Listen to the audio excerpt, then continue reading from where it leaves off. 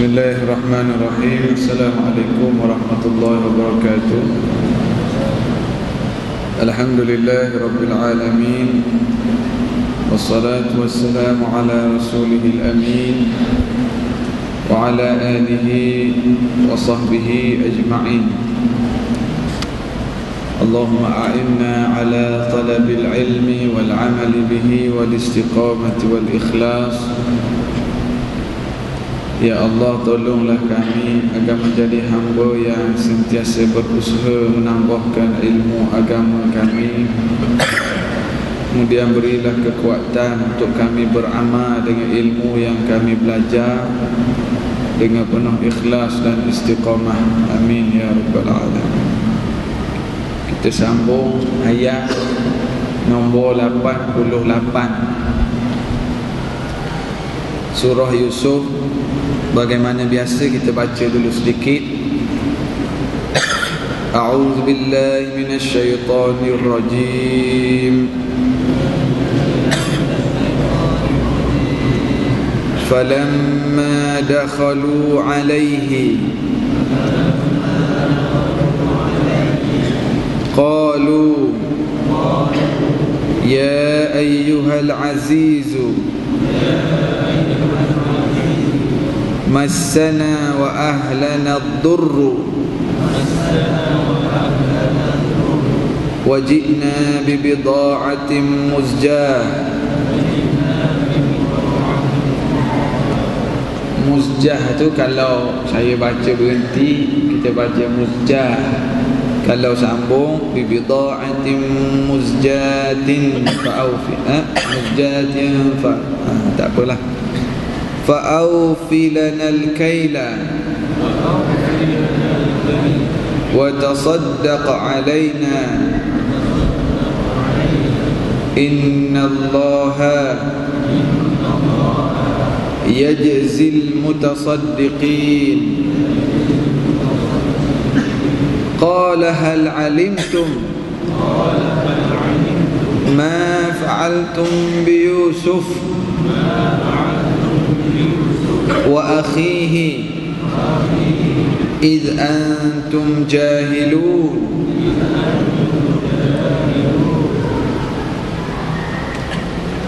قالوا أئنك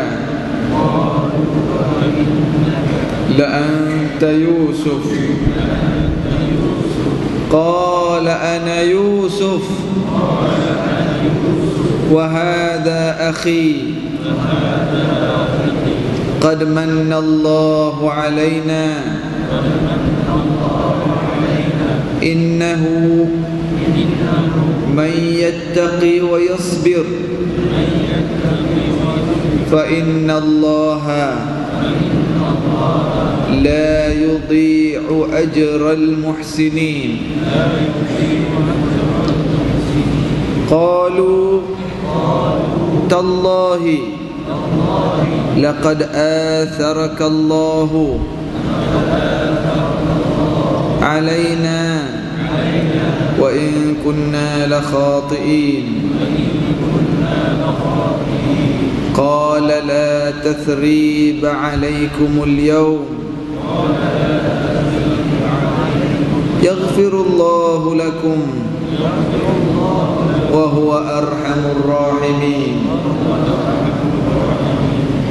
Sadaqallahul azim.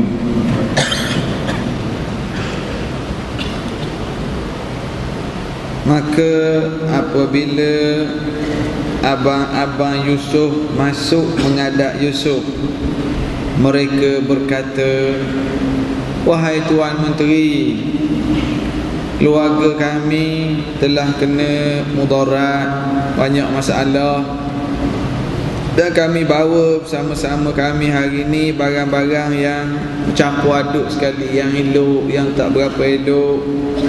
Maka Tuan Menteri, berilah pada kami, maknanya terimalah barang kami dan berilah bekalan makanan pada kami seterusnya. Ataupun kalau barang yang kami bawa ni tak laku sangat, tasaddaq alaina, Tuan Menteri kira tolong sedekah je lah pada kami. Sesungguhnya Allah akan memberi ganjaran kepada orang yang bersedekah. ayat yang kita baca malam ni adalah sambungan abang-abang Nabi Yusuf datang menghadap Nabi Yusuf kali ke berapa dah ni? Kali ketiga. Kali pertama datang balik, Nabi Yusuf bagi balik barang dalam unta dia. Kali kedua datang, ada berlaku kes apa? Kes kecurian lah kiranya, yang apa tu minggu lepas, Sua'ul Malik kita panggil, gantang kepunyaan raja tu. Lalu seorang adik kena tahan sebab terbukti dalam unta dia ada barang timbangan tu, gantang.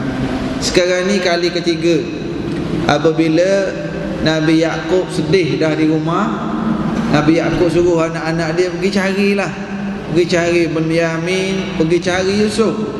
Ayah suruh pergi cari, bawalah barang ni pergi ke Mesir balik kali ketiga. Sekarang ni abang-abang Nabi Yusuf datang dalam keadaan begitu merendah diri, dalam keadaan begitu mengharap, dalam keadaan begitu menghina diri sendiri, meminta. Dia kata, wahai Tuan Menteri, ni saya terjemah punya bahasa saya lah kan, makna tu lebih kurang lah. Qalu ya ayyuhal aziz, abang-abang ni kata, Tuan Menteri, masana wa ahlana ad-durru, terkena pada kami, pada ahli keluarga kami kat Palestin tu berat masalah banyak sekarang. Ayah dah tak nampak mata, terlalu sedih, bekalan makanan tak cukup. Adik kami dah jadi hamba kepada Tuan Menteri. Kenapa jadi hamba? Kerana kena tangkap kes mencuri. Bagi abang-abang, adik ni dah jadi hamba, tapi sebenarnya bukan hamba, dapat layanan istimewa di sisi Nabi Yusuf, Binyamin tu. Dapat layanan istimewa. Dia orang ingat adik jadi hamba. Lepas tu abang kami yang seorang tak balik-balik. Jadi banyak sangat masalah dalam keluarga kami ni, Tuan Menteri. Dan kami bawa hari ni bibida'atin muzjah. Yang kami ada pun ni je. Yang kami nak buat sistem barter seterusnya, nak tukar tu, ni je yang ada, Tuan Menteri. Yang ada yang elok, yang tak berapa elok, taklah banyak sangat. Maka fa'aufilanal kaila, Tuan Menteri bagilah kepada kami bekalan makanan seterusnya. Ataupun wa tasaddaq alaina, dan juga Tuan Menteri sedekahlah pada kami. Kami tahu barang yang kami bawa ni tak berapa elok, tak berapa cukup untuk bayar kepada bekalan makanan yang kami harapkan. Tuan Menteri kira sedekah je lah pada kami. Sesungguhnya Allah akan memberi ganjaran kepada orang yang sedekah. Kita boleh bayang macam mana keadaan abang-abang Nabi Yusuf ni masuk menghadap dalam keadaan tak ada harapan lain dah, putus harap dah pada cara lain. Ni je yang diharap, tolonglah dalam bentuk merayu. Konteks ayat yang kita baca ni, ayat 88 ni, orang Arab baca dia akan faham bahawa ucapan abang-abang Nabi Yusuf ni dalam keadaan lemah sangat dah, dalam keadaan mengharap sangat dah. Jadi Nabi Yusuf tengok keadaan abang-abang dia, tak ada dah sombong, tak ada dah penyakit dengki lama. Dah 2-3 kali dah Nabi Yusuf suruh balik, bagi barang, datang balik, tangkap adik, balik, dia marah di ayah. Jadi Nabi Yusuf merasakan anal awan, sudah sampai masanya. Sudah sampai masanya untuk Nabi Yusuf nak perkenalkan diri dia yang sebenar. Sebab abang-abang ni nampaknya dah lembut sangat dah hati, dah terlalu menghina diri sendiri. Dia bukan hina, maknanya terlalu lemah sangat dah. Jadi Nabi Yusuf rasa sudah sampai masanya untuk beritahu perkara sebenar. Dah ready dah ni, dah sesuai dah masa. Kadang-kadang kita ada adik-beradik ataupun kawan-kawan kat pejabat, ataupun jiran kita, ataupun kenalan kita, lama dah dia duk buat jahat kat kita.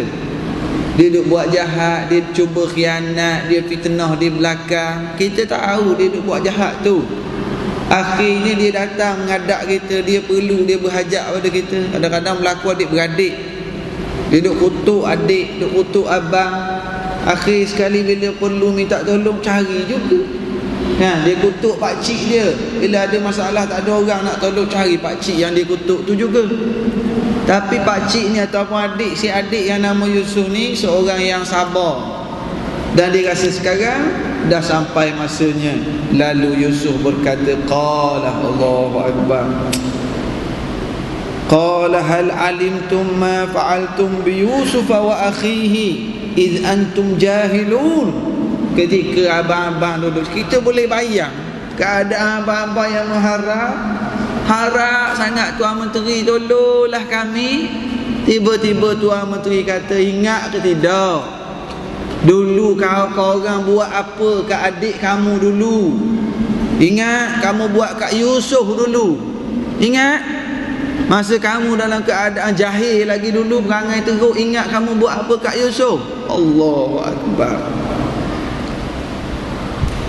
Saya kalau duduk seorang-seorang baca surah Yusuf sampai ke ayat ni, kita jadi sebab. Bila Yusuf sebut sedemikian, dan bila baca ayat qalu a innaka anta Yusuf, Tuan Menteri ni Yusuf ke? Allahu Akbar. Bagaimana Allah membalas orang yang khianat pada adik-beradik sendiri.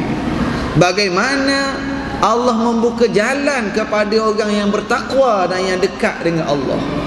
Ini situasi yang kita boleh bayangkan. Scene itu, keadaan itu. Cukup hebat pembalasan Allah pada abang-abang Nabi Yusuf. Qala hal alimtum ma fa'altum bi Yusuf. Kau ingat apa yang kau buat ke Yusuf dulu? Bagi abang-abang, tak ada dah orang yang tahu cerita Yusuf ni. Tak ada, cerita lama, 20-30 tahun yang lalu.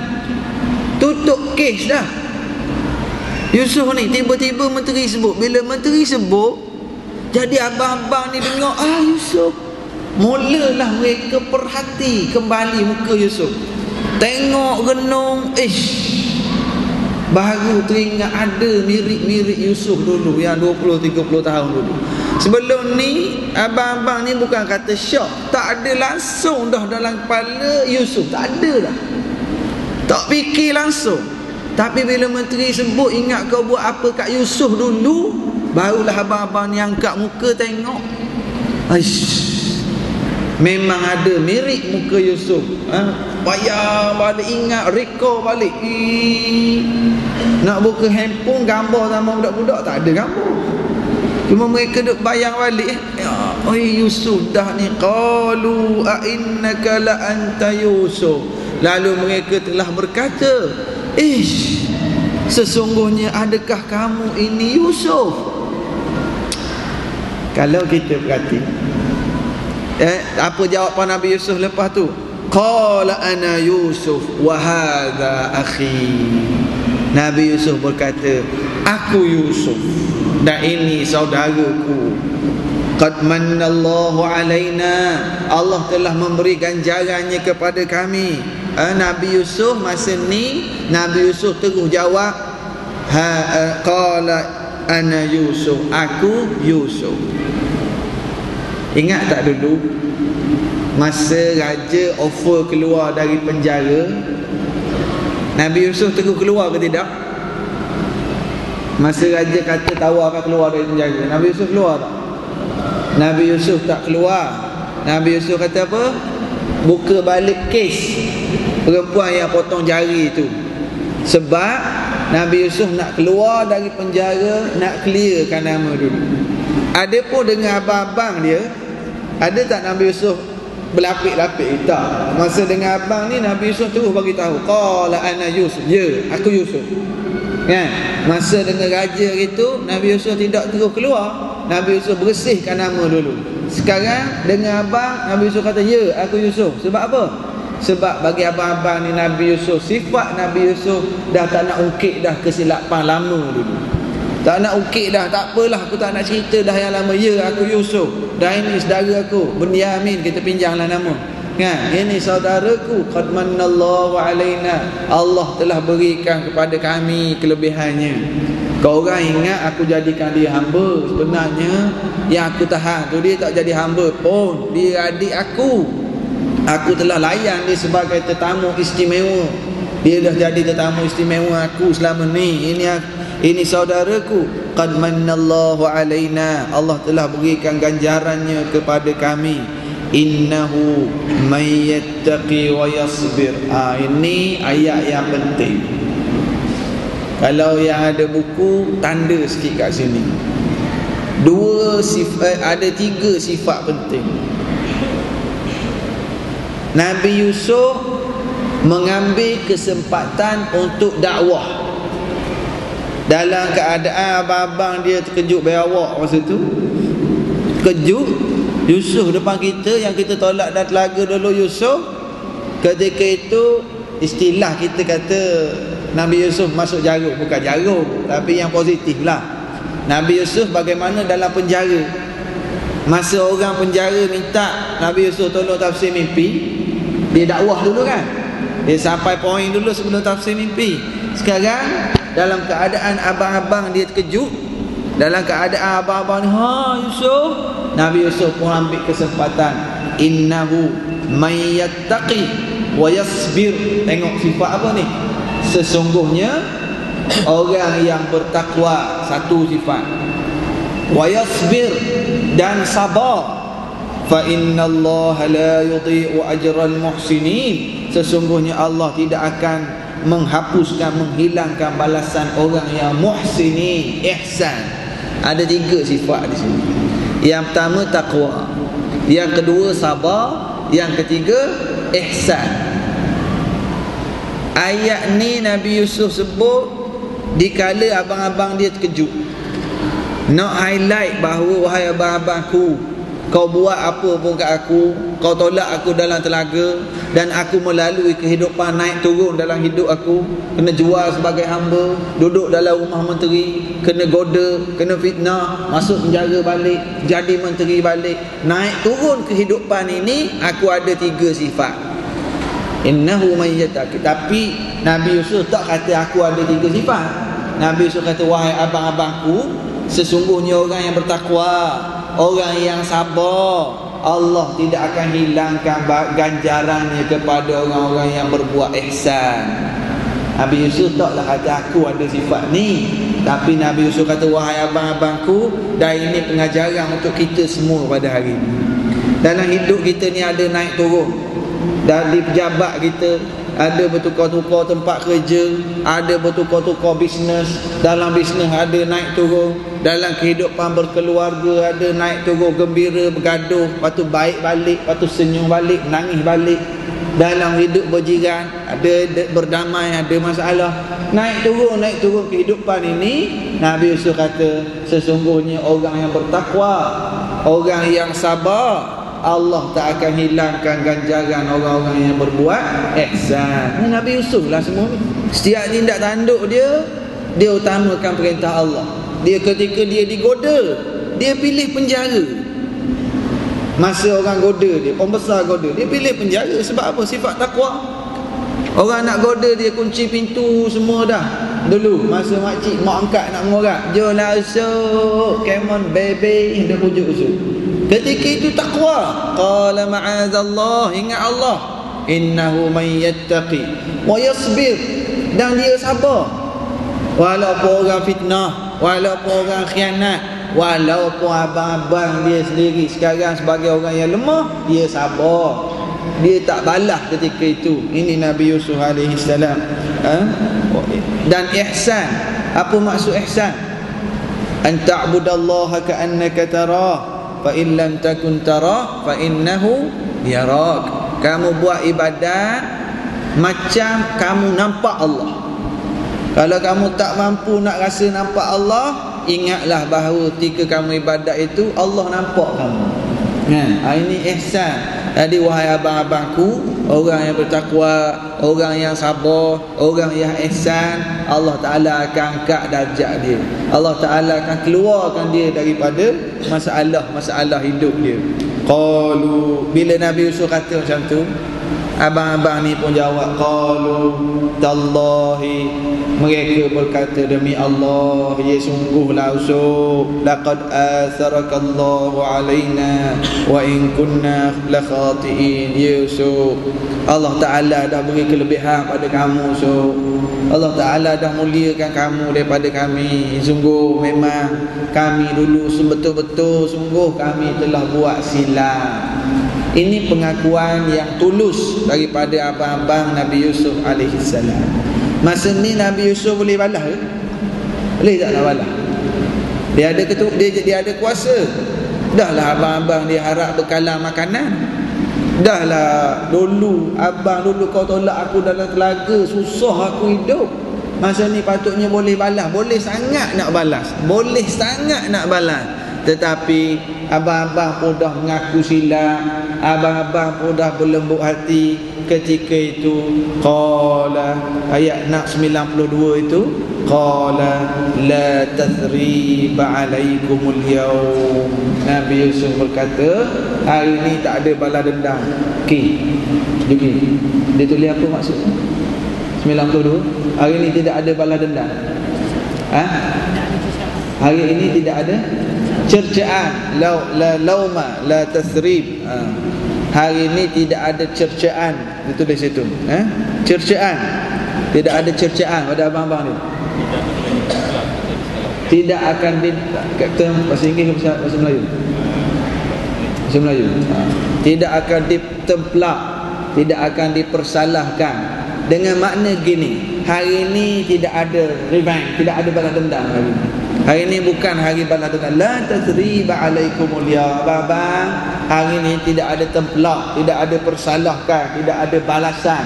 Tak ada. Hari ini aku maafkan kamu. Ketika Nabi Muhammad sallallahu alaihi wasallam dan para sahabat dari Madinah bersama para tentera membuka kota Mekah dalam peristiwa Fathu Makkah. Dalam peristiwa Fathu Makkah, Nabi Muhammad dan tentera menawan kota Mekah, membuka kota Mekah dengan bala tentera. Jadi penduduk Mekah semua tunduk. Rasulullah dan tentera membuka kota Mekah. Jadi di Mekah adanya orang-orang yang dulu menghalau Rasulullah. Adanya dulu orang-orang yang ketika Rasulullah solat dia ganggu, dia boikot Rasulullah. Masih ada di Mekah. Ketika itu Rasulullah masuk ke Mekah, menawan Mekah dengan penuh kuasa. Ketika itu Rasulullah sebut perkara ni, la tathriba alaikumul yaum.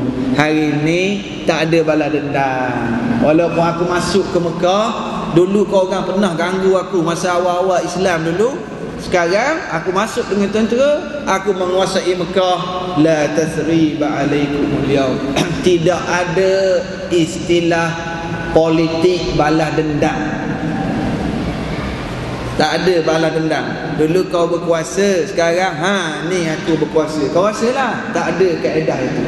Rasulullah tidak ada politik balas dendam kepada orang Mekah. Dah orang Mekah buat teruk dulu. Ya, teruk. Tetapi aku berkuasa sekarang, aku maafkan kamu. Kamu nak masuk Islam, jom.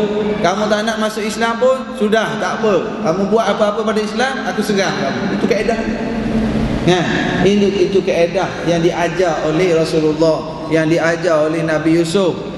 Memaafkan abang sendiri. Abang, Ustaz, saya pernah lalui Ustaz. Saya pernah kena teruk. Tiba-tiba hari ni dia datang minta maaf dengan saya. Saya tak boleh nak maafkan. Ni tujuan kita belajar Nabi Yusuf.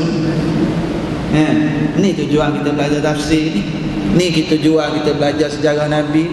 Ustaz tak kena lagi macam saya kena, cakap boleh. Yelah, dalam hidup kita pernah beberapa kali ada di kalangan kita yang pernah lalui pengalaman. Ada orang, dia tolong kawan dia, kawan tak ada modal, dia bagi kawan dia modal buat bisnes maju. Dia pula khianat yang bagi modal tadi. Ada jadi kompetitor khianat pula, fitnah lah. Ada orang, dia tolong adik-beradik dia, bila adik-beradik senang, pijak pula abang yang tolong. Ada orang kat tempat kerja tolong kawan-kawan, dia dapat selesai masalah dia, dia fitnah pula kita yang tolong. Tiba-tiba dia orang ni datang minta maaf. Saya tak boleh nak maaf dah ustaz. Tak ada. Nabi Yusuf kena teruk, tolak dalam telaga, kena jual sebagai hamba, kena fitnah, masuk penjara. Dan Nabi Yusuf berkuasa penuh nak balas balik. Qala la tasriba alaikumul yawm, hari ni tidak tempelak, tak balas dendam. Allahu akbar. Hebat Nabi Yusuf kan. Saya sendiri kalau duduk orang yang buat salah, orang datang minta maaf, tak tahu lagi mampu tidak minta maaf. Tapi dengan semangat Nabi Yusuf ni, kita harap-harap kita mampulah. Sebab memang ada orang yang buat khianat kita dalam hidup kita masing-masing, ada sejarah masing-masing kan, dalam bidang masing-masing. Tiba-tiba dia datang minta maaf, wak lembek tekak, orang kata, mai wak lembek tekak minta maaf lah, dulu saya dulu memang tak mikir buat kerja gini dulu. Rasa-rasa boleh maaf tak? Kan? Boleh maaf tak? Kalau awet lama datang minta maaf dulu. Dulu saya jumpa boyfriend, saya ingat dia baik. Sekarang saya baru tahu abang lah yang baik. Kita kata saya boleh maaf, tapi saya dah ada isteri saya kan. Jadi begitulah. Dalam hidup, dalam kerjaya, masing-masing ada tujuan. Kita belajar tafsir Quran, tujuan kita belajar sejarah Nabi untuk kita tiru. Mana kita duduk balik, berat-berat kita duduk letak balik, dia datang minta maaf, dia nak berubah dah, dia dah mengaku silap dia. Betul lah dia buat kat aku berat, tapi aku belajar kisah Nabi Yusuf ni. Nabi Yusuf kena berat juga. Memaafkan tidak akan menjadikan kita seorang yang hina. Memaafkan kita tidak rugi. Sahabat saya, dia kerja dengan Nokia 7 tahun di Madinah, di Mekah 2-3 tahun, lepas tu kerja di Madinah adalah 3 tahun, balik dah baru ni. Dia cerita dia di Madinah ni ada masjid, tempat melaksanakan hukuman hudud dan qisas. Antara tempatnya dia buat di Madinah, ada satu masjid tu. Jadi biasalah kalau ada orang nak kena potong tangan, ada orang nak kena potong kepala, qisas, dibuat kat masjid tu. Dan biasa dia buat pada siang pukul 10 pagi, sekitar itulah.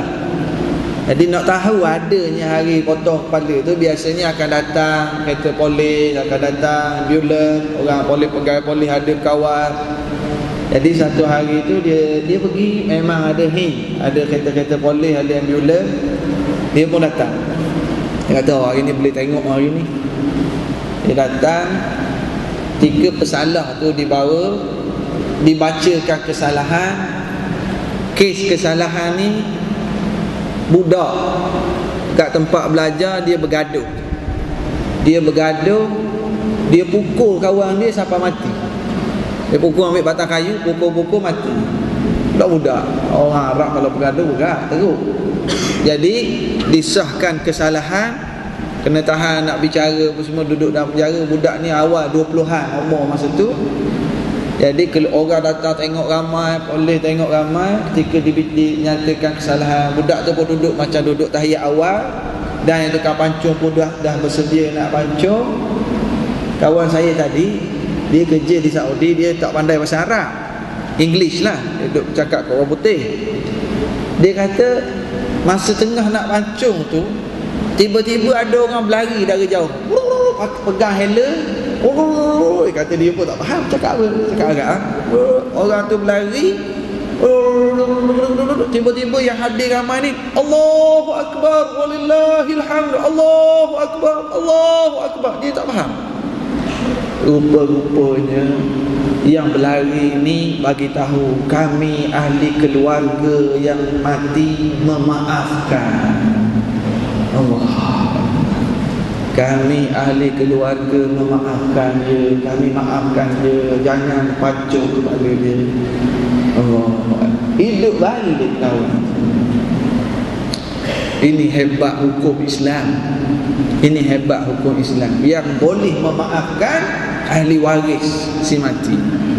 Dia kata dia tak faham, kawan tu bercakap, yang dia tahu huruf-huruf, lepas tu takbir ramai-ramai. Takbir ramai-ramai, tak jadi pancung, dan orang berkerumun pergi peluk. Bukan peluk yang nak kena pancung tu, peluk yang memaafkan. Pergi peluk yang memaafkan. Yang nak kena pancung tu pun menangis meraung, hidup balik. Ini cantiknya hukum Allah Subhanahu Wa Taala, dan ini hebatnya memaafkan. Ahli keluarga dia kata, kalau kita pancung kepala dia pun tak dapat balik anak kami, tak dapat balik. Jadi biarlah dia meneruskan kehidupan dia, dia bertaubat, dia jadi orang baik. Moga-moga ada manfaat untuk agama. Allahu Akbar. Hebat tu memaafkan.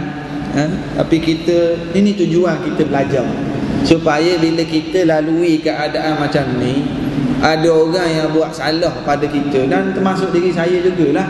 Saya duk terang-terang malam ni, moga-moga bila ada orang yang pernah buat salah pada saya, pada kita semua, datang minta maaf, kita maafkan. Tak semestinya kita terima dia, maksud kita maafkan dengan sepenuh hati. Nabi Yusuf boleh balas sangat ni. La tathriba alaikumul yaum, hari ni aku tak akan templok kamu, aku tak akan balas dendam. Nabi Muhammad balik ke Mekah dengan tentera, boleh nak balas dendam pada orang-orang yang khianat dulu. Nabi Muhammad kata, fa antumut tulaqa, kamu telah ditulaqa, dah kena tolak. Tolak maknanya apa? Tolak, bebaskan. Kalau suami tolakkan isteri, tolak, bebaslah kamu. Nabi Muhammad kata, aku bebaskan kamu hari ni. Yaghfirullahu lakum. Allahu Akbar. Bukan saja memaafkan, Nabi Yusuf juga mendoakan.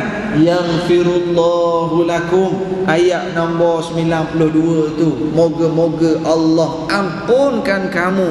Innahu wa huwa arhamur rahimin, dialah Allah yang maha rahmat, Allah yang paling hebat rahmatnya. Bukan saja maaf, doa, moga-moga diampunkan dosa abang-abang dia, ya Allah. Inilah manusia yang berjiwa besar. Jiwa besar Nabi Yusuf ni. Moga-moga kita belajar surah Yusuf ni, kisah Nabi Yusuf ni, kita boleh ada semangat memaafkan seperti ini.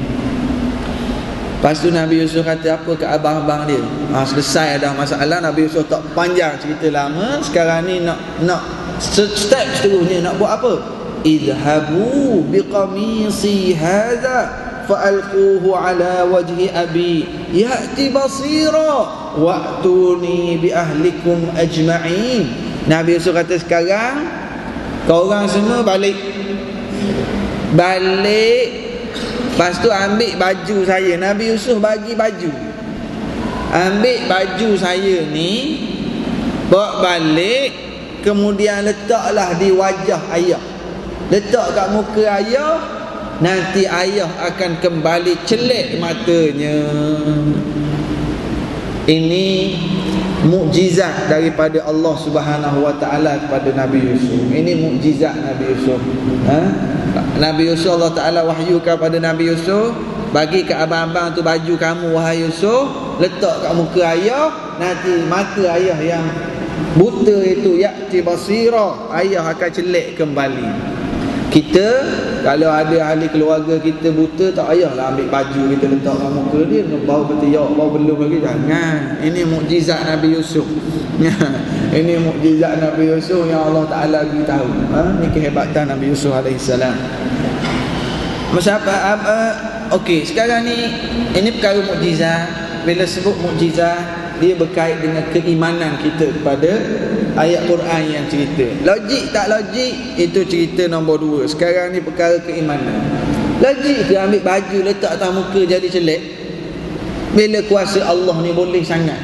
Bila kuasa Allah, surat innama amruhu idza arada syai'an an yaqula lahu kun.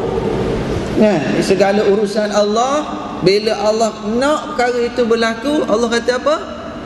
Allah kata kun. Allah kata jadilah. Kadang-kadang orang kita silap sikit. Dia kata, ustaz, Allah kata kun fayakun. Salah tu. Yang sebenarnya Allah kata kun. Itu je. Fayakun, maka terjadilah. Fayakun tu maksudnya maka terjadilah. Jadi Allah Ta'ala kata apa? Allah Ta'ala kata kun, jadilah. Jadi jadi ada sahabat saya 5 tahun kahwin, 2 malam saya jumpa dia, ustaz, alhamdulillah isteri dah mengandung baby kembar. 5 tahun tak mengandung. Suami dia tu sampai hari ni tak mengandung. Yang isteri dia tu alhamdulillah ustaz, kembar dia. Kun, Allah Ta'ala nak suruh jadi je. Yang penting kita jangan putus berdoa dengan Allah, jangan putus ikhtiar dan juga usaha dengan Allah Subhanahu Wa Ta'ala. Allah bagi. Kadang-kadang ada perkara masalah yang kita hadapi, bila Allah nak bagi selesai, kun, selesai masalah tu, fayakun, maka terjadilah. Jadi bab celek mata ni pun Allah Ta'ala nak buat jadi. Saya, mata saya sebelum ni saya pakai spek dari tingkatan 2. Dari tingkatan 2 pakai cermin mata. Maksudnya dari umur 14. Sekarang tak sampai 60 lagi. Dari umur 14 pakai spek. Alhamdulillah akhir tahun baru ni Roh Mahaya, ustaz SMS, ustaz jom datang hospital kita buat lasik. Mata saya 500 power, 500. Tengok orang depan ni nampak ada orang tapi tak kenal lah. Sekarang alhamdulillah boleh tengok jam belakang, boleh baca yang tulisan lalu-lalu ni, alhamdulillah. Itu sedikit ilmu yang Allah Ta'ala beri pada manusia. Roh Mahaya buat dalam masa sekitar 17 minit. Dia panggil lasik. Tu sambil-sambil duduk sembang. Ustaz, zero dah power ni. Ya ke bro? Alhamdulillah, dalam masa 17 minit manusia ilmu, sedikit ilmu yang Allah Ta'ala beri, balik terang. Tengok muka bini pun tambah comel. Dulu bangun tengah malam kena cari spek nak pakai, sekarang tak payah cari dah. Maksudnya Allah Ta'ala nak beri terang balik tu bila-bila masa. Dan kita pun tak pernah terfikir. Dan kita fikir balik, kalau Allah nak bagi gelap balik pun Allah nak musbillah. Allah nak bagi sesuatu, nak tarik balik nikmat anytime bila kita tak bersyukur. Dia kaya raya, banyak harta, berjuta duit dalam aset. Nerf sarah sikit je tu kena kat atas leher, dia duduk terlentang kat rumah. Sarah sikit je. Inilah kuasa Allah. Allah nak bagi sembuh, Allah nak bagi selesai masalah. Ini Allah Ta'ala boleh buat bila-bila masa. Kita kerja kita ikhtiar. Dalam isu lontar baju di wajah ayah, ini adalah mukjizat khusus yang Allah beri kepada Nabi Yusuf alaihi salam. Abang-abang ni pun balik. Bila abang-abang ni balik, mana ayat dia? Abang-abang ni balik. Walamma fasalatil 'iru qala abuhum Allahu akbar. Ini satu lagi ayat keluar air mata. Bila abang-abang Yusuf dah bergerak nak balik dari Mesir, bergerak dah mula meneruskan perjalanan, tak sampai lagi ke rumah, Allah Ta'ala cerita ayah kat rumah tu, Nabi Yaqub, inni la ajidu riha Yusuf. Ayah yang buta kat rumah ni kata, aku ada bau Yusuf lah. Allahu Akbar, hebat kasih seorang ayah. Aku bau Yusuf lah. Allahu Akbar. Laula an tufannidu, kalaulah tidak kerana kamu ni akan kutuk aku, kamu akan kata aku ni nyanyuk, kamu akan kata aku ni mengaruk tu ingat lagi Yusuf. Aku hidu bau Yusuf, ada bau ni. Bau macam mana ustaz? Adakah bau busuk, bau wangi? Bau manusia, bukan cerita bau tiok, bau stoken, tak. Bau seorang ayah. Ini hebat. Yang tak boleh nak, kita tak boleh nak terang dengan bahasa biasa. Tapi hati seorang ayah, hati seorang ibu dihada ni. Orang panggil, nak kata sixth sense pun, benda-benda macam tu lah. Dia ada rasa. Kadang-kadang ada anak yang jenis nak buat surprise kat mak ayah, duduk asrama, duduk luar negara, balik senyap-senyap nak buat surprise kan. Allah Ta'ala lontarkan dalam hati ibu ayah ni, dia ada rasa. Dia ada rasa. Dan inilah yang dirasai oleh Nabi Yaqub yang buta. Inni la ajidu riha Yusuf, sungguh la ajidu, ini la ajidu dalam grammar Arab, ini ni maksudnya sesungguhnya. La ajidu, confirm, sure, surely I smell Yusuf. Sungguh aku bau Yusuf ni. Laula antufannidu, jikalaulah tidak kamu orang yang akan kutuk aku, kata aku ni mengarut. Qalu tallah, anak yang orang kat rumah, mungkin cucu-cucu menantu kat rumah, sebab abang-abang tak balik lagi, tapi ada cucu-cucu, ada ahli keluarga yang lain, mereka telah berkata, demi Allah, innaka lafi dalalikal qadim. Ayah ni berat, nyakit lama ayah tak habis lagi. Itu bahasa dalal, sesat, al-qadim yang lalu. Maksudnya anak-anak kata ayah ni penyakit lama tak habis lagi. Duk sebut Yusuf lagi, habis dah cerita Yusuf tu. Ayah lama dah Yusuf tak ada, ayah sebut Yusuf lagi. Falamma anja al-bashiru alqahu ala wajhihi fartadda basira. Bila datang pembawa berita gembira, sampai dah abang-abang ni, apabila datang jaa, telah datang, telah sampai al-bashir. Allah Ta'ala sebut perkataan bashir. Apabila telah datang bashir, apa maksud bashir? Bashir ni maksudnya berita gembira. Di sini ada dua berita gembira. Bila abang-abang sampai membawa berita gembira, yang pertama apa dia? Yusuf masih hidup. Yusuf masih hidup dan Yusuf jadi menteri Mesir. Itu berita gembira. Dan berita gembira yang kedua, alqahu ala wajhihi fartadda basira. Ayah akan celik kembali. Itu juga adalah berita gembira. Lalu anak-anak ni letak baju Yusuf atas muka ayah dia. Oh, confirm ini bau Yusuf, bau Yusuf.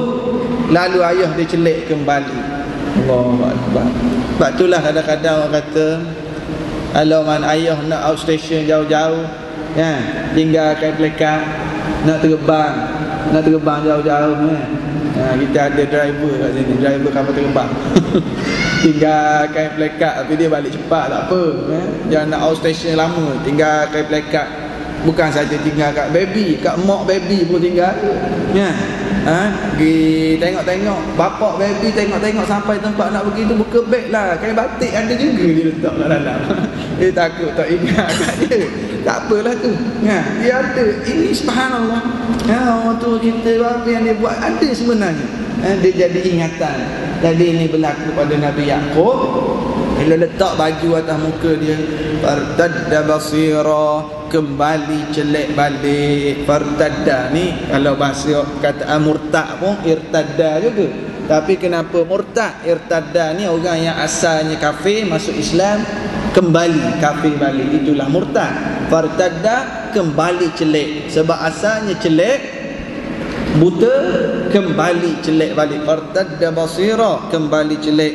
Qala alam aqul lakum inni a'lamu minallahi ma la ta'lamun. Aku dah cakap, aku tahu daripada Allah apa yang kamu semua tak tahu. Aku cakap dah, Yusuf masih hidup, Yusuf ada.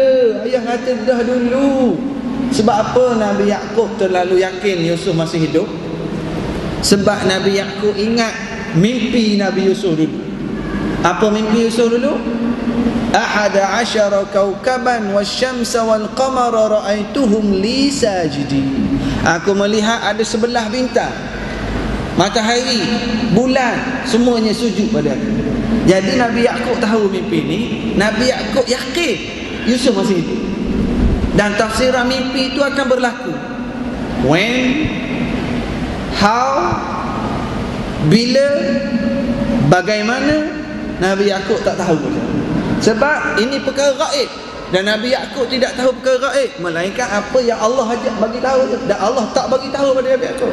Cuma Nabi Yaqub yakin tafsiran mimpi itu akan berlaku. Jadi dia yakin Yusuf masih hidup, tapi tak tahu keadaan Yusuf, di mana Yusuf berada. Keyakinan dia, ya'lamu minallahi ma la, inni a'lamu minallahi ma la ta'lamun. Aku mengetahui daripada Allah apa yang kamu semua tidak tahu.